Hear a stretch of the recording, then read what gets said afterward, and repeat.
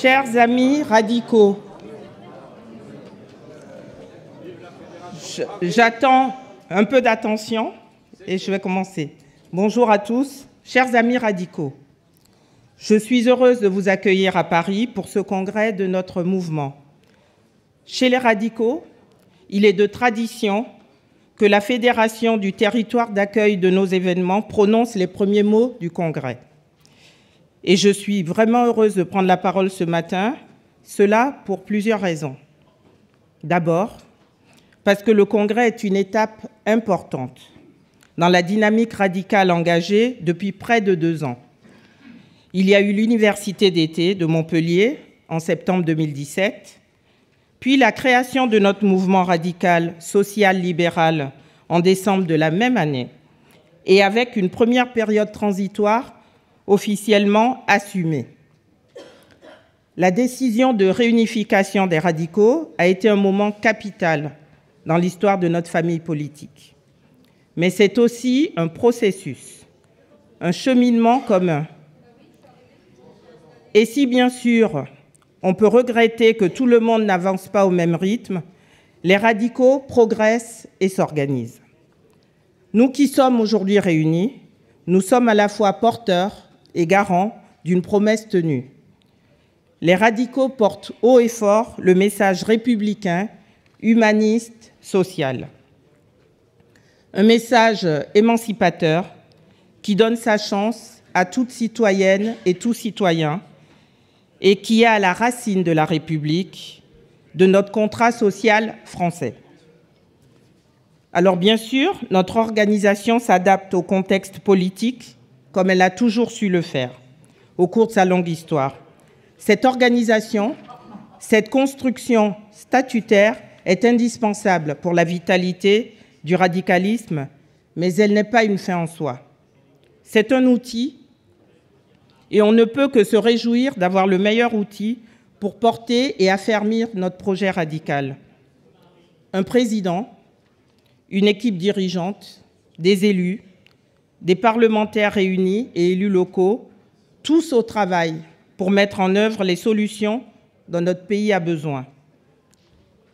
À toutes les échelles des politiques publiques, nationales et territoriales, et pour porter le message européen auquel nous croyons, qui est le seul message possible contre les peurs et les régressions.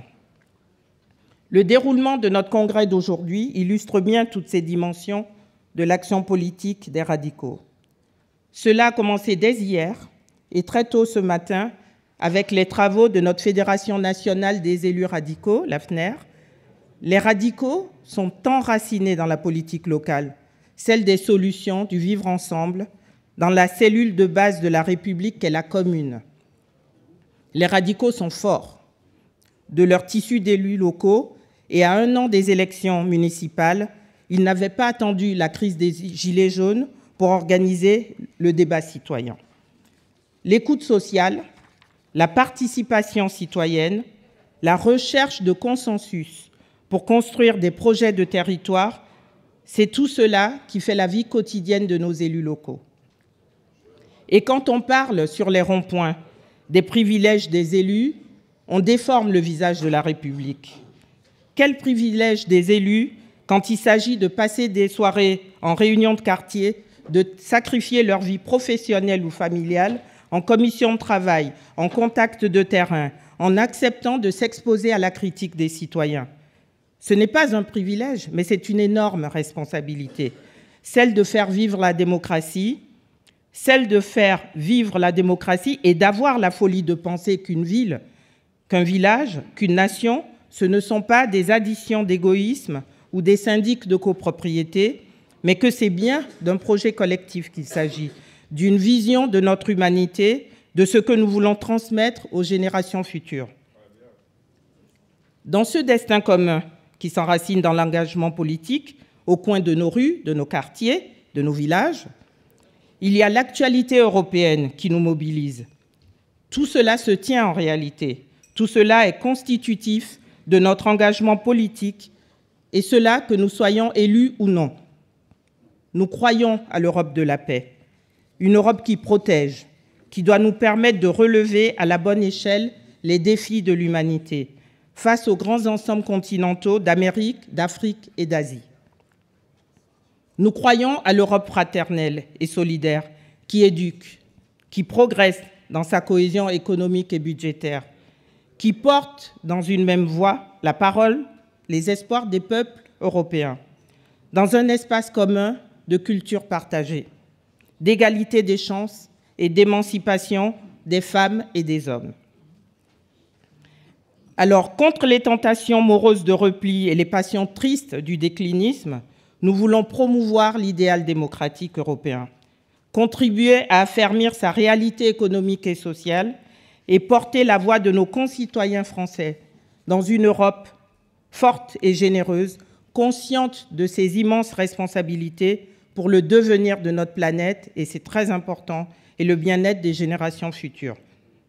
Alors voilà, chers amis, autant de raisons locales, nationales, européennes, qui sont au cœur de notre engagement politique à nous tous.